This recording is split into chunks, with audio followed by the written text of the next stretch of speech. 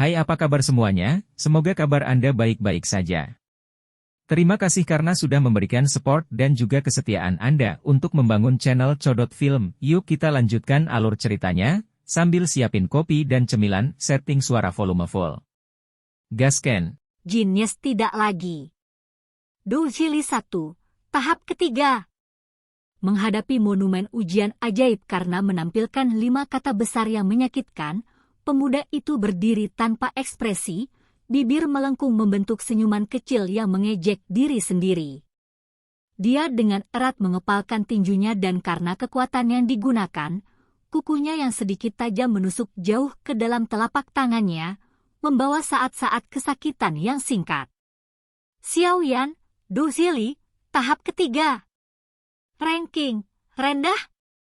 Di samping monumen pengujian ajaib, seorang pria paruh baya melihat hasil di monumen dan mengumumkannya dengan suara acuh tak acuh.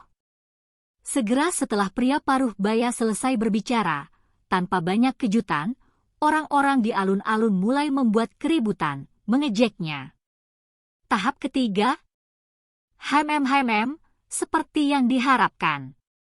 Jenius, ini sekali lagi mundur selangkah. Sampah ini benar-benar mempermalukan seluruh klannya. Jika ayahnya bukan pemimpin klan, sampah semacam ini pasti sudah diusir dari klan. Tidak ada yang akan peduli padanya, dan tidak akan ada hal seperti melarikan diri dari rumah klan. Bagaimana mungkin seorang jenius terkenal dari Wutan Cheng 2 jatuh menjadi seperti ini selama beberapa tahun terakhir? Siapa tahu? Mungkin dia melakukan sesuatu yang tidak bisa dimaafkan dan menyebabkan para dewa marah. Ejekan dan tawa yang ditujukan padanya datang dari segala arah dan bergema di telinga pemuda yang tak bergerak, seolah menusuk jantungnya. Dia tidak bisa menahan nafas dengan berat. Dia mengangkat kepalanya untuk menampakkan wajah yang lembut dan tidak dewasa, mata hitam legam melirik orang-orang seusianya yang juga mengejeknya. Bibirnya, yang sebelumnya penuh dengan ejekan terhadap diri sendiri, berubah menjadi penuh dengan kepahitan. Orang-orang ini, apakah mereka selalu sedingin ini? Atau karena 3 tahun lalu mereka tersenyum dengan rendah hati untuk memberi selamat, dan sekarang mereka ingin mengambilnya kembali? Sambil tersenyum pahit, Xiaoyan berbalik dan diam-diam berjalan kembali ke sekelompok orang. Sosoknya yang kesepian sepertinya tidak bisa menyesuaikan diri dengan lingkungan sekitar. Selanjutnya, Xiao Mei. Mendengar suara penguji, seorang gadis remaja dengan cepat berlari dari kerumunan. Saat dia naik ke panggung, gumaman dan diskusi menjadi tenang dan setiap pasang mata yang berapi-api terkunci di wajahnya. Gadis remaja itu tidak lebih dari 14 tahun.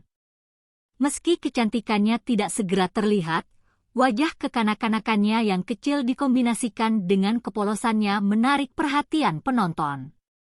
Dia dengan cepat melangkah maju dan meletakkan tangan mungilnya di atas monumen batu hitam itu. Dia kemudian menutup matanya dengan lembut. Saat gadis itu menutup matanya, monumen itu bersinar terang sekali lagi. Doujili, tahap ke-7. Xiao Mei, Doujili, tahap ke-7. Ranking tinggi. Ya. Mendengar penguji membacakan hasilnya, gadis remaja itu tersenyum bangga. CK, tahap 7 Doujili. Mengesankan sekali. Kalau begini, dalam 3 tahun dia akan dinamai Doze 3 sejati. Dia sangat cocok dengan nama bibit klan. Mendengar pujian dengan suara bulat dari kerumunan, senyum gadis itu menjadi lebih lebar. Kesombongan, godaan yang tidak bisa ditahan oleh begitu banyak gadis. Saat mengobrol dengan sesama anggota saudara perempuannya, pandangannya berkelok-kelok melalui orang-orang di sekitarnya dan mendarat di sosok kesepian jauh dari mereka. Mengerutkan alisnya untuk beberapa saat, dia akhirnya memutuskan untuk tidak berjalan mendekat. Di antara mereka berdua sudah ada celah besar.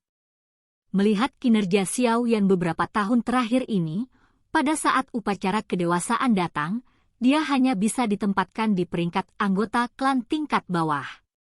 Dia, bagaimanapun, dengan kecerdasannya, akan menjadi petarung klan yang sangat penting dan terpelihara dengan baik. Tidak akan ada batasan untuk masa depannya. Desahan yang tidak bisa dijelaskan muncul dari dirinya. Xiao Mei mengingat kembali pemuda dari 3 tahun lalu, penuh dengan energi dan kebanggaan. Pada usia 4 tahun ia mulai berlatih, dan pada usia 10 tahun ia mencapai tahap ke-9 Dou Zili. Pada usia 11 ia memecahkan penghalang Dou Zili tahap 10 dan berhasil memadatkan Dou Zi Qizu 4-nya. Dia menjadi Dou Ze termuda di klannya sejak 100 tahun terakhir. Pada saat itu, kepercayaan diri serta kekuatannya yang tak terukur menarik banyak remaja muda yang tentunya termasuk Xiao Mei.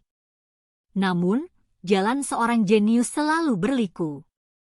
3 tahun lalu, anak muda jenius yang ketenarannya mencapai puncak mutlak ini, menerima apa yang mungkin bisa menjadi pukulan paling kejam. Kerja keras yang dia lakukan untuk mengumpulkan dan memadatkan Dou Zi Qizu selama 10 tahun terakhir telah, hanya dalam 1 malam, lenyap menjadi ketiadaan.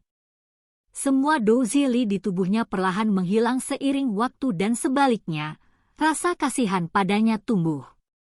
Akibat kehilangan Dou Zilinya, kekuatan fisiknya pun menurun. Dari posisi jenius, dalam 1 malam dia jatuh di bawah rata-rata orang. Pukulan semacam ini membuat para pemuda kehilangan keinginannya untuk melanjutkan latihan. Rasa hormat yang pernah dikaitkan dengan pemuda ini perlahan berubah menjadi penghinaan dan cemoohan. Berdiri begitu tinggi, dan jatuh ke bawah jenis kejatuhan ini mungkin tidak akan pernah bisa dia pulihkan. Selanjutnya, Xiao Sun Er.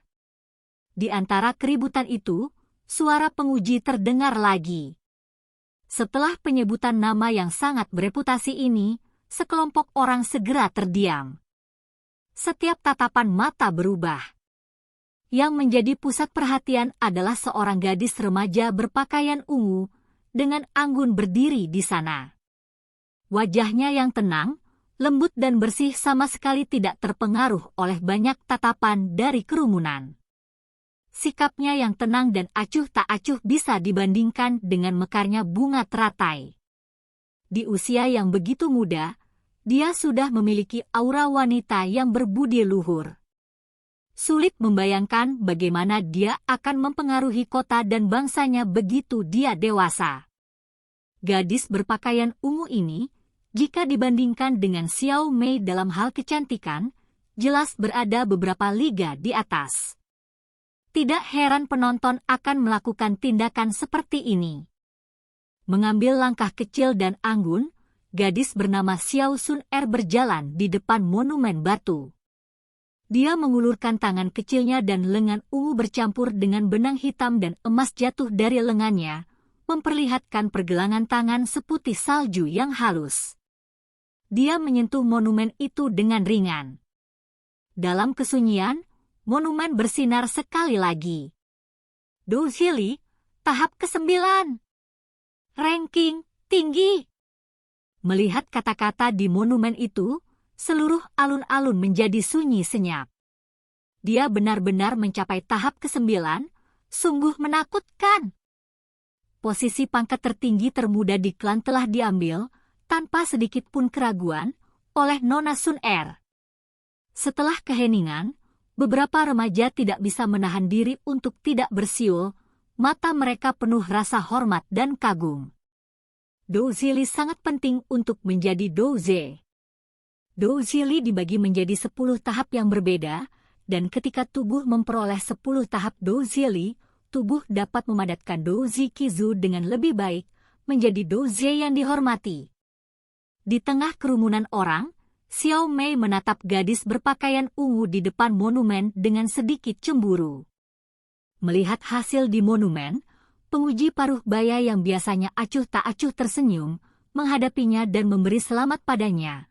Nona Sun Er, Setengah tahun kemudian, kamu harus bisa memadatkan Doukizizu 5. Jika Anda berhasil, Anda akan menjadi Douzi pada usia 14 tahun, orang kedua yang melakukannya di klan Xiao. Tentu saja, orang kedua. Pertama adalah jenius yang jatuh, Xiao Yan. Terima kasih. Gadis remaja itu menganggukkan kepalanya dengan ringan, wajahnya yang tenang menunjukkan sedikit kebahagiaan karena pujiannya.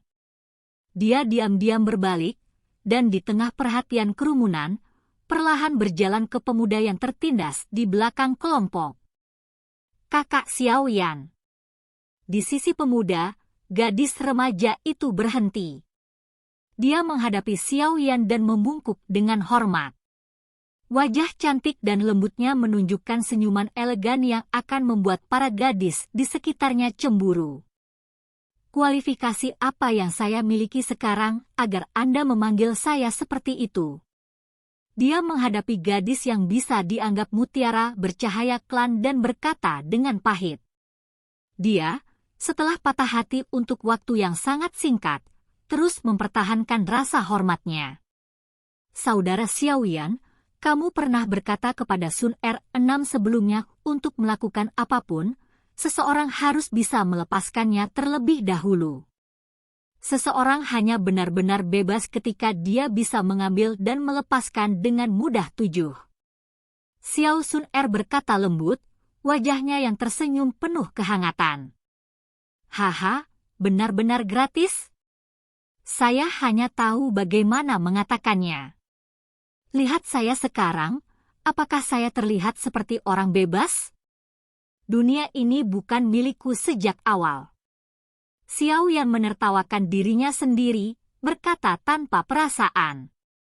Menghadapi suasana hati Xiao Yan yang muram, alis halus Xiao Sun Er berkerut sedikit, dan dia berkata dengan serius, saudaraku Xiao Yan, meskipun aku tidak tahu apa yang terjadi padamu, Sun Er dengan jujur percaya bahwa kamu akan berdiri lagi dan merebut kembali kejayaanmu yang hilang dan hormat. Dia berhenti sejenak, wajahnya yang putih lembut memerah sedikit. Dulu, ada banyak orang yang tertarik padamu. Haha, mendengar kebenaran sepenuh hati gadis itu, dia tertawa dengan canggung tapi tidak mengatakan apapun. Orang lain akan terpengaruh olehnya, tetapi dia tidak memiliki kualifikasi atau mood.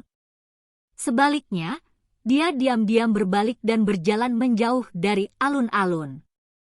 Berdiri diam dan menghadapi punggung pemuda yang kesepian, dia ragu-ragu untuk beberapa saat sebelum mengejarnya dan berjalan berdampingan dengannya. Sementara itu, dari belakang terdengar peluit serigala cemburu, yang merupakan energi pertarungan internal atau Qi yang sering dirujuk oleh Wuxia. Lihat http://n.wikipedia.org/wiki/Qi untuk informasi lebih lanjut. Nama kota. Seorang petarung yang telah memadatkan 10 tahapan douzili mereka, ini adalah salah satu peringkat dalam hierarki DPC Qi, yang merupakan saluran tempat Qi mengalir, menurut saya. Tidak yakin mengapa kata-katanya diubah. Dia menyebut dirinya sebagai orang ketiga. Adalah kutipan penting yang datang dari penulis DPC Qi yang mulai mendapatkan sedikit ketenaran. Silahkan pergi ke. Oke guys, jangan lupa like, comment, share, and subscribe di channel Codot Film. See you next video, peace out and bye-bye.